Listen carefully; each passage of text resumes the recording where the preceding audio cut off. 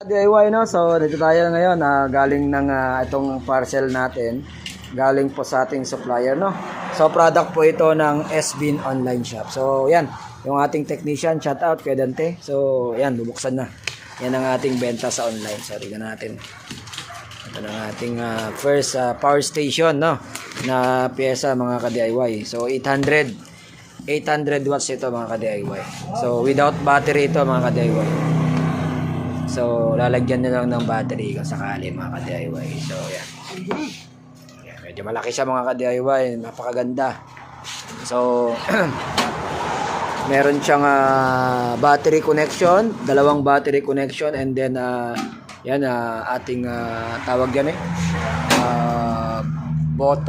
photovoltaic input. Kuryente ito. So, yan. So, 12 volts, 800 watts is yan yung kanya na made in yan yung ating supplier galing ng China.